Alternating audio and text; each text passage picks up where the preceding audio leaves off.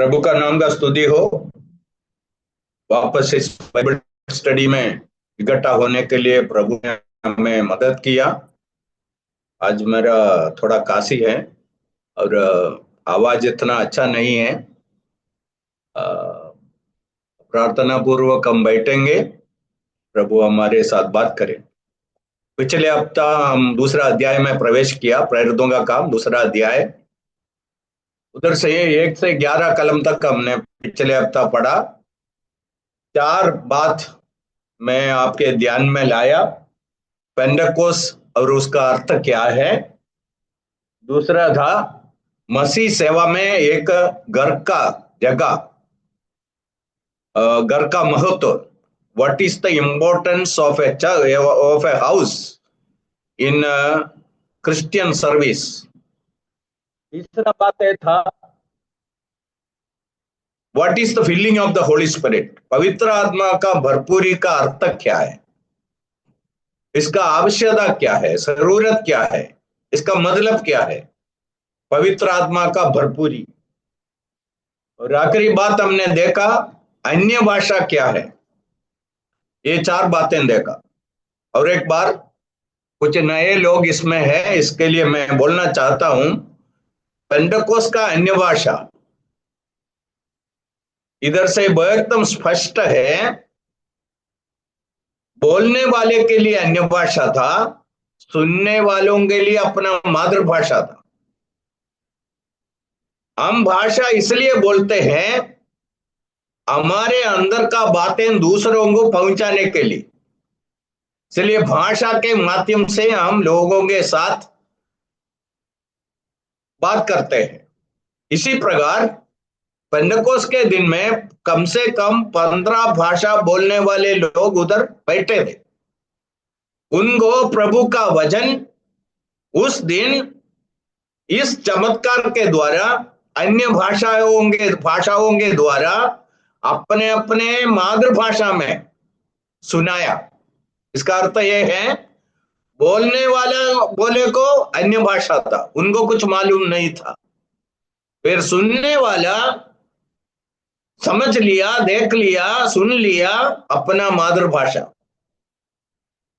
बोलने वाला सुनने वाले का भाषा बोलता है।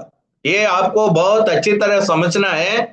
नहीं है तो वर्तमान में अन्य भाषा बोल के बहुत कुछ चल रहा है, आप संभालना। आज जो चल रहा है ये सब अन्य भाषा नहीं है, आपको समझना है। ठीक है, ये 11 कलम तक हमको सीखने का बात है। एक बात मैं और बोलना चाहता हूं, मसीह सेवकाई में एक घर का महत्व। प्रभु का सेवा में एक घर का महत्व क्या है। पवित्र आत्मा एक घर में उतर के आया, एक खास धार्मिक जगह में नहीं आया। यरूशलेम का मंदिर उधर था, मंदिर में नहीं आया। पवित्र आत्मा एक घर में आया और पवित्र आत्मा पवित्र आत्मा का बपतिस्मा उस घर में किया और पहला मंडली उस घर में शुरू हो गया। और बाइबल से मैंने दिखाया जब सुवार्ता अलग अलग जगह में जाते थे, लोग अपने अपने घरों में इकट्ठा होते थे, अपने अपने घरों में इकट्ठा होते थे। और बाद में जब संख्या बढ़ गया, बड़ा जगह का जरूरत पड़ा, उसके अनुसार बदला होगा। चलिए घर का महत्व, importance of A home, a house in the ministry of Christ is very, very important that we need to understand. So we will go to the second part of this chapter 2. We will read from verse 12 to 21. 12 से 21 तक पढ़ेंगे। राकेश भाई हिंदी में सुनाएंगे, ध्यान से सुनिए। और वे सब चकित हुए और घबराकर एक दूसरे से कहने लगे, यह क्या हो रहा है। परंतु दूसरों ने ठट्ठा करके कहा, वे तो नई मदिरा के नशे में चूर हैं। तब पतरस उन 11 के साथ खड़ा हुआ और ऊंचे शब्द से कहने लगा, हे यहूदियों और हे हे यरूशलेम के सब रहने वालों, यह जान लो और कान लगाकर मेरी बात सुनो। जैसा तुम समझ रहे हो, ये लोग नशे में नहीं हैं, क्योंकि अभी तो पहर ही दिन चढ़ा है। परंतु यह वह बात है जो योएल भविष्यद्वक्ता के द्वारा कही गई थी। परमेश्वर कहता है कि अंत के दिनों में ऐसा होगा कि मैं अपना आत्मा सब मनुष्यों पर उंडेलूंगा, और तुम्हारे बेटे और तुम्हारी बेटियां भविष्यवाणी करेंगी, और तुम्हारे जवान दर्शन देखेंगे, और तुम्हारे पुरनिये स्वप्न देखेंगे। वरन मैं अपने दासों और अपनी दासियों पर भी उन दिनों में अपने आत्मा में से उंडेलूंगा, और वे भविष्यवाणी करेंगे। और मैं ऊपर आकाश में अद्भुत काम और नीचे धरती पर चिन्ह, अर्थात लहू और आग और धुएं के का बादल दिखाऊंगा। प्रभु के महान और तेजस्वी दिन के आने से पहले सूर्य अंधेरा और चांद लहू सा हो जाएगा, और जो कोई प्रभु का नाम लेगा वह उद्धार पाएगा। Thank you. इधर लोग जब इकट्ठे हुए, उन लोग सब अचंभित हो गया। उन लोग एक दूसरे के साथ पूछना शुरू किया, ये क्या है। और उनमें से कुछ लोग ऐसा बोला, ये नई मदिरा के नशे में चूर है।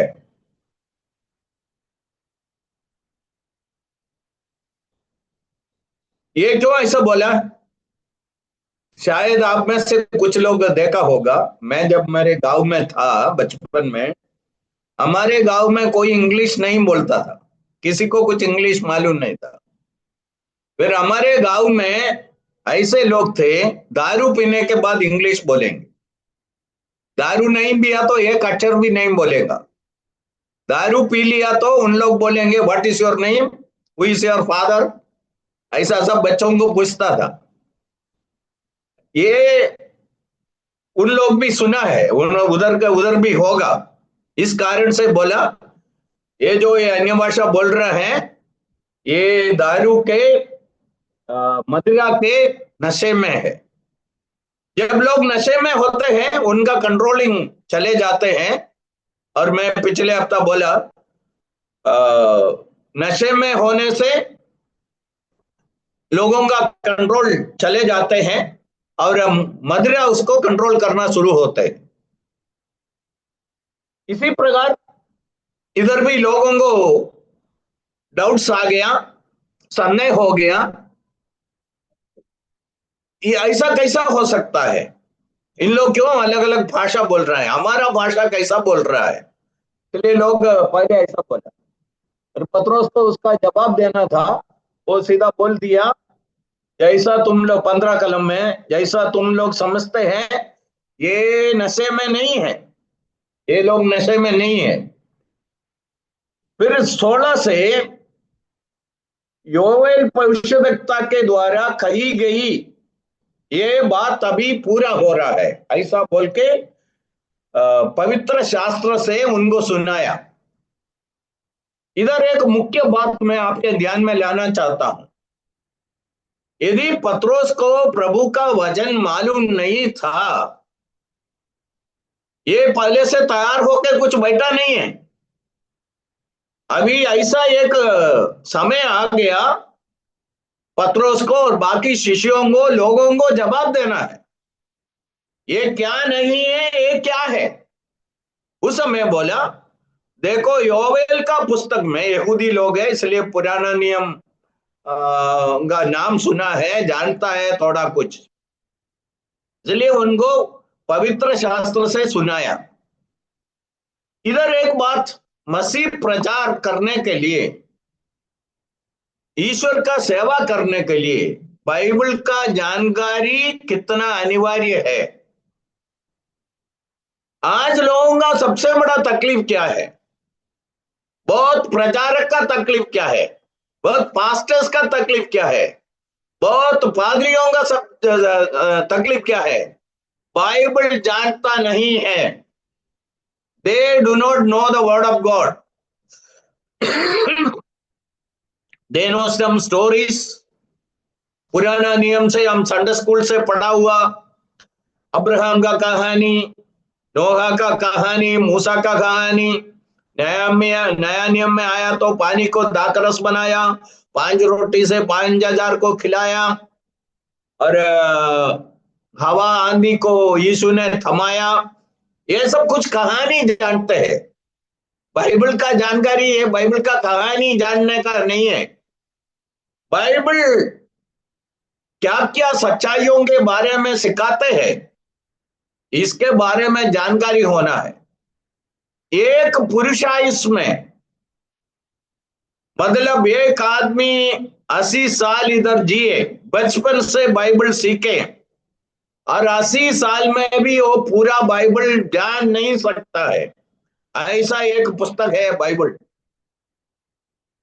और इसका जानकारी का बहुत जरूरत आज हमारे बीच में है, लोगों के बीच में है। इसलिए पहला बात मैं बोलना चाहता हूं, बाइबल सीखने का बात, बाइबल पढ़ने का, बाइबल सीखना, बाइबल को याद करना बहुत अनिवार्य है आपका आत्मिक जीवन में। और यदि दूसरों को आप कुछ आत्मिक सेवा करना चाहते हैं, प्रभु के बारे में बोलना चाहते हैं, बाइबल का सत्यों के बारे में लोगों को बोलना चाहते हैं, आप बाइबल से बोलना है, लोगों को दिखाना है, देखो इधर क्या लिखा है, ये क्यों करना है, ये क्यों नहीं करना है, बाइबल इसके बारे में क्या कहते हैं, हम लोगों को बोलना है।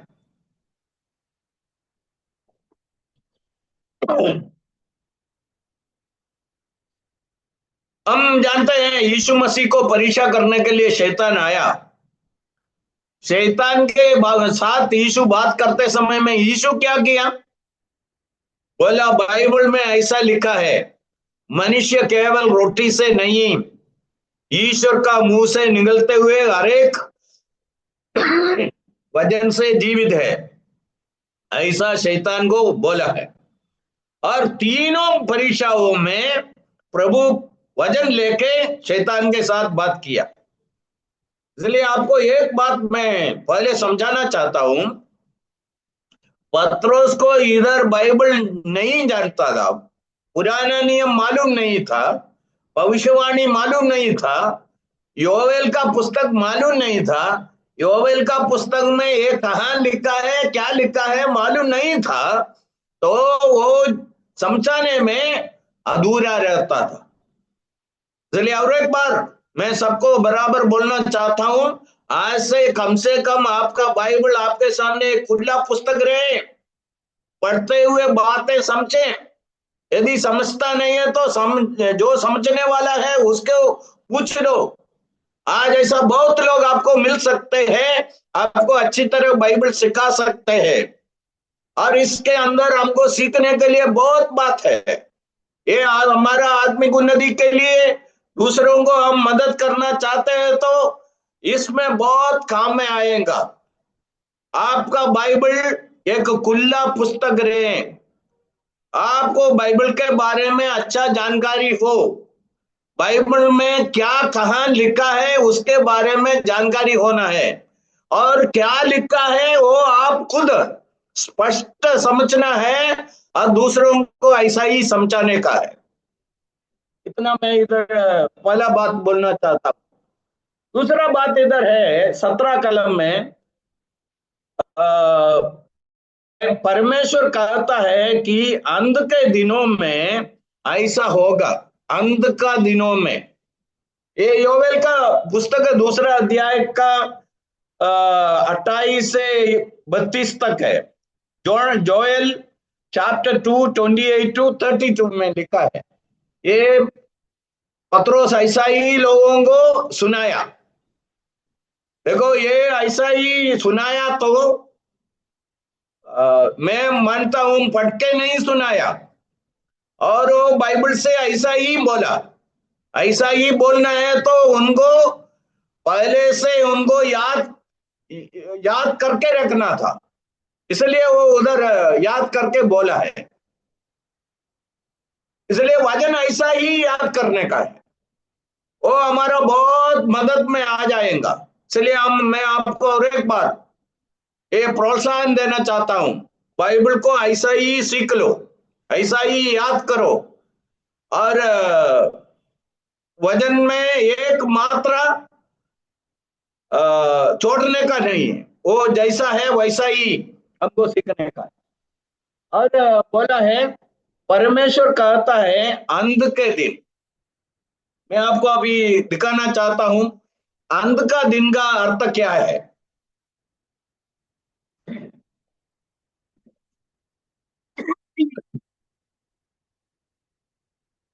बाइबल में कम से कम तीन अंत अंत के दिनों के बारे में बोलता है, लास्ट डेज। तीन अंत का दिन है, उसका क्रम में मैं बोलना चाहता हूं।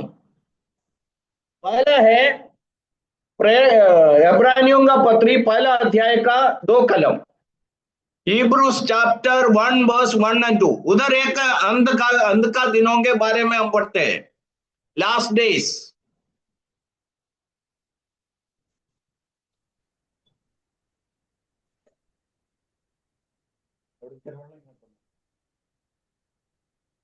पूर्व युग में परमेश्वर ने बाप दादों से थोड़ा थोड़ा करके और भांति भांति से भविष्यद्वक्ताओं के द्वारा बातें कर इन अंतिम दिनों में हमसे पुत्र के द्वारा बातें की, जिसे उसने सारी वस्तुओं का वारिस ठहराया।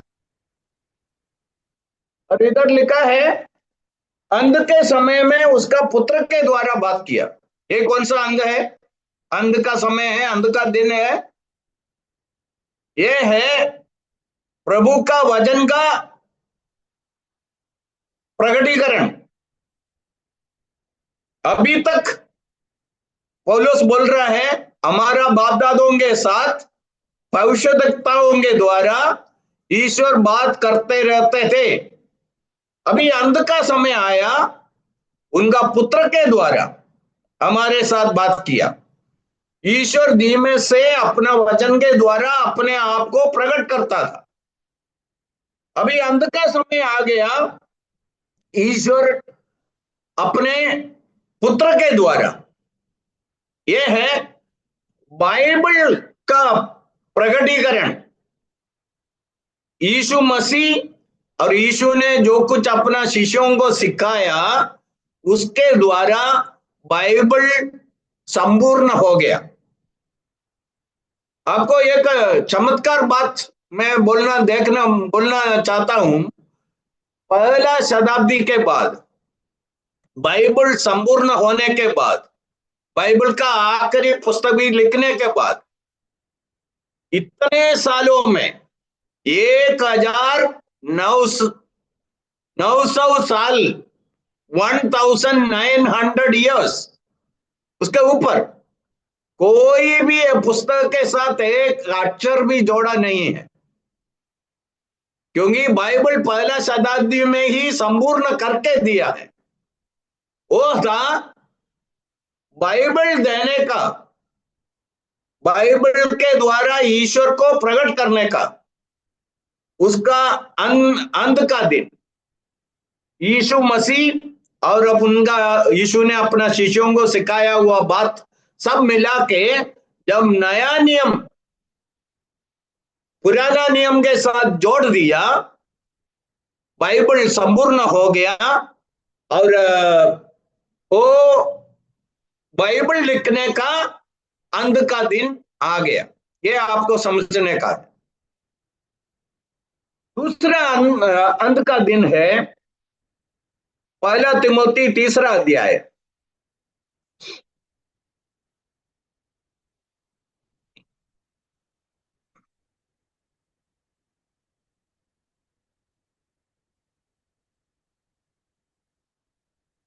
एक से लेकर पढ़िए। यह बात सत्य है कि जो अध्यक्ष होना चाहता है वह भले काम की इच्छा एक करता है। एक एक एक मिनट। 4। दूसरा तिमोथी अंकल, दूसरा। सॉरी सॉरी, दूसरा दूसरा तिमोथी। पौलुस की ओर से जो जीवन, उस जीवन की पौलुस की ओर से जो ना ना ना ना,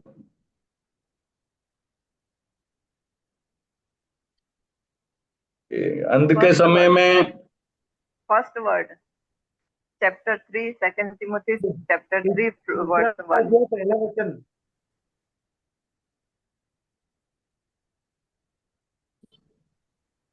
या brother second Timothy second Timothy chapter 3, second Timothy chapter 3 पर वर्स यह 1 स्मरण पढ़िए। पर यह स्मरण रख कि अंतिम दिनों में कठिन समय आएंगे, हाँ, आगे पढ़िए।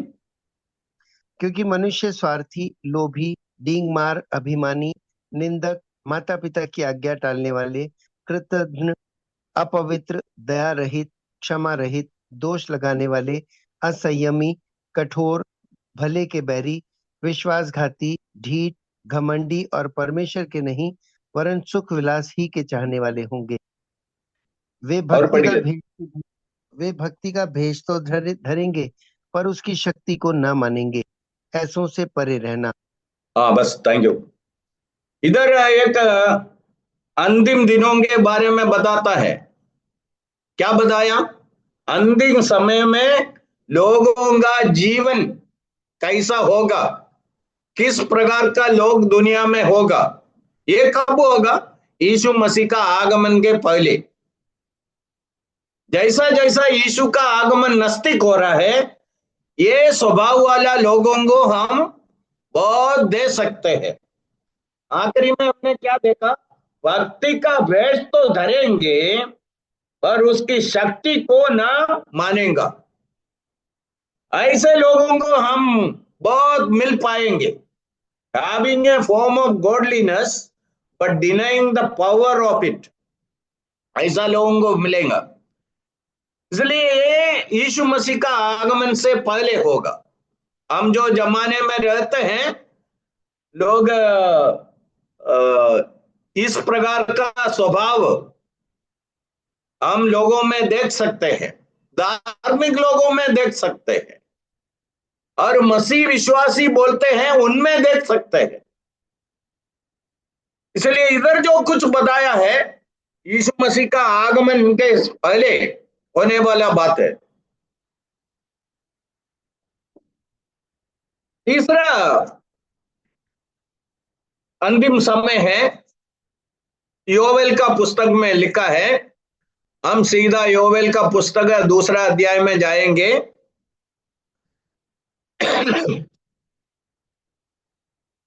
उसका आखिरी कलमों में लिखा है,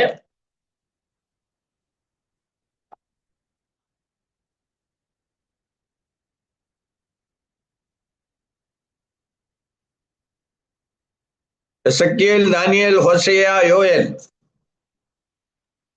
योएल का 2 दूसरा अध्याय है, उसका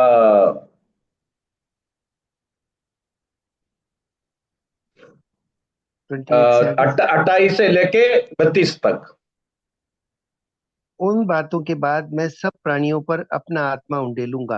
तुम्हारे बेटे बेटियां भविष्यवाणी करेंगी और तुम्हारे पुरनिये स्वप्न देखेंगे और तुम्हारे जवान दर्शन देखेंगे। तुम्हारे दास और दासियों पर भी मैं उन दिनों में अपना आत्मा उंडेलूंगा। मैं आकाश में और पृथ्वी पर चमत्कार अर्थात लहू और आग और धुएं के खंभे दिखाऊंगा। यहोवा के उस बड़े और भयानक दिन के आने से पहले सूर्य अंधियारा हो जाएगा और चंद्रमा रक्त सा हो जाएगा। उस समय जो कोई यहोवा से प्रार्थना करेगा वह छुटकारा पाएगा, और यहोवा के वचन के अनुसार सिय्योन पर्वत पर और यरूशलेम में जिन बचे हुओं को यहोवा बुलाएगा वे उद्धार पाएंगे। ओके, इधर एक बात क्लियर है। ये पत्रोस जो भाग उनको सुनाया, ये पूरा पूरा उधर पूरी नहीं हुआ। इसलिए बाइबल पढ़ते समय में हमको एक बात समझने का है, कुछ प्रभु का भविष्यवाणी है, उसका अधूरा पूरा होता है और उसका संपूर्णता में भविष्य में पूरा होने वाला है। इसलिए उन लोग उनके ऊपर ऐसा आरोप लगाया, संदेह लगाया, इन लोग मदिरा के नशे में है। इसलिए पत्रोस उनको बताया, दिखाया देखो, पहले से प्रभु का वचन में प्रभु ऐसा एक भविष्यवाणी दिया है, मैं मेरा आत्मा को सारे लोगों के ऊपर उंडेलूंगा। ये भविष्य में होने वाला है, प्रभु इसका एक सीमित रीति में इधर पूरा हो गया। ये योवेल का भविष्यवाणी जो ऐसा है, उसके नीचे जो लिखा हुआ बातें अभी तक पूरा नहीं हुआ। और 30 और 31 में आकाश में और पृथ्वी पर चमत्कार अर्थात लोहू और धुएं के खंबे दिखाऊंगा। यहोवा के उस बड़े और भयानक दिन के आने से पहले सूर्य अंधियारा होगा और चंद्रमा रक्त सा हो जाएगा। ये सब प्रकाशित वाक्य में आखिरी पुस्तक में बताया है क्या होने वाला है उस समय। इसलिए ये संपूर्ण रीति में उधर पूरा नहीं हुआ, पर भविष्य में वो पूरा होने वाला है। पत्रों से लेके उनको समझा रहा है। आपको थोड़ा कुछ जानकारी होगा, नहीं है तो सुनिए, हमारा ही पुस्तक के अंदर पहले से बोल के दिया है, ऐसा एक समय आने वाला है, ईश्वर उसका आत्मा को सारे लोगों के ऊपर उंडेलने वाला है। इसलिए उनको समझाने के लिए बोला है।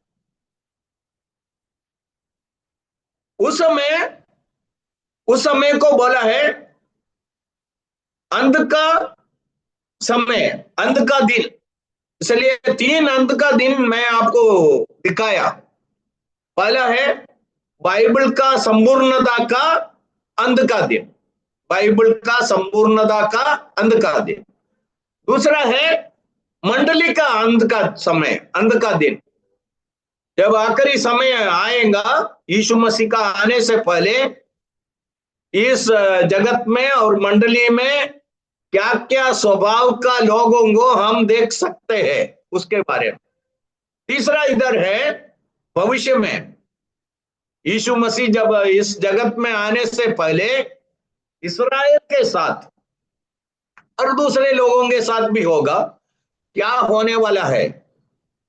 देखो, मंडली इधर से चले जाने से सुवार्ता का प्रचार तुरंत बंद नहीं होने वाला है, और यीशु इस्राएल के साथ उनका काम दोबारा चालू करेगा। और इस्राएल में बहुत अचंभित बातें होने वाला है। अभी तक इन लोगों का अविश्वास ईश्वर निकाल के उनको विश्वास में लाएगा। उन लोग एक एक व्यक्ति कबूल करेगा, ये यीशु जो 2000 साल पहले दुनिया में आके मरा है और पुनरुत्थान हुआ है, यही हमारा मसीहा है। उन लोग कबूल करने वाला है। इसलिए ईश्वर का काम इस्राएल के साथ भविष्य में शुरू होने वाला है। इसलिए अंत का समय का, अंत का दिनों के बारे में इतना आपको समझाने का है। और उसका 21वां कलम में ऐसा लिखा है, और जो कोई, हम प्रेरितों का काम 2 अध्याय 21वां कलम में आते हैं, और जो कोई प्रभु का नाम लेगा वह उद्धार पाएगा। ये कहां से है? योवेल का पुस्तक से। उधर भी ऐसा ही लिखा है, जो कोई प्रभु का नाम लेगा वह उद्धार पाएगा। मैं इसके बारे में थोड़ा ध्यान देना, थोड़ा बात बोलना चाहता हूं, क्योंकि बहुत लोग मुझको पूछा पुराना नियम में उद्धार कैसा हुआ, पुराना नियम में लोग कैसा बच गया। बाइबल में पुराना नियम में हो, नया नियम में हो, उद्धार विश्वास से है। यदि प्रभु का नाम कोई भी लेगा वह उद्धार पाएगा। आज यदि कोई क्रिश्चियन चर्चेस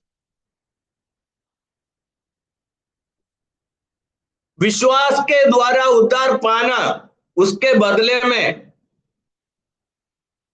दूसरा कुछ बातें सिखाता है, वो बाइबल के विरुद्ध में है।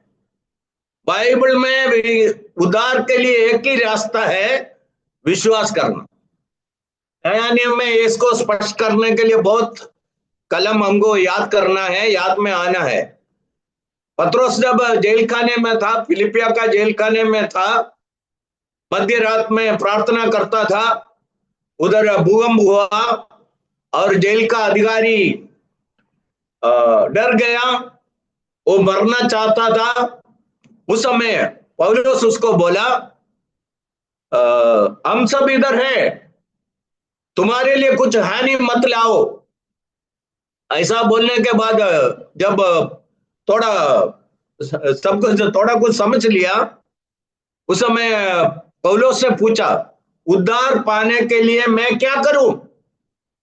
पौलुस उधर एक जवाब देता है, प्रभु यीशु मसीह पर विश्वास कर, तुम और तुम्हारा घराना उद्धार पाएंगे।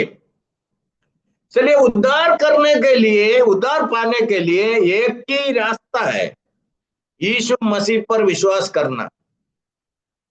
यह है उद्धार। और अभी एक बात और बोल के मैं इधर आज का मीटिंग समाप्त करना चाहता हूं। बाइबल का उद्धार का अर्थ क्या है? उद्धार पाया, उसका अर्थ क्या है?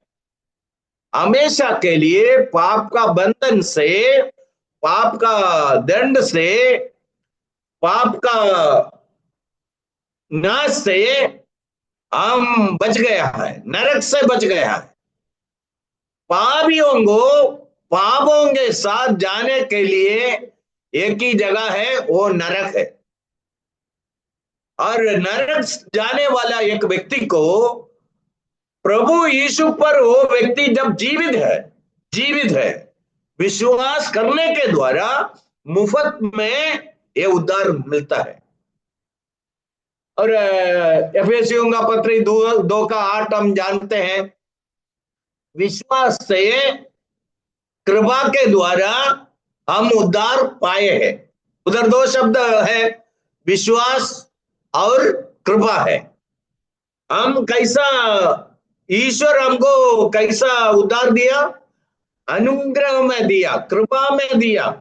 हम इसके लिए लायक नहीं थे, ईश्वर कृपा में उद्धार हमारे पास लाया।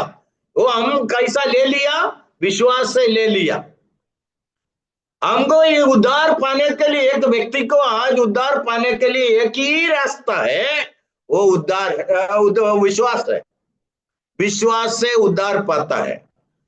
और जब हमारा हृदय, पाप क्या है, पाप का परिणाम क्या है, स्वर्ग क्या है, नरक क्या है, और इस जीवन के बाद और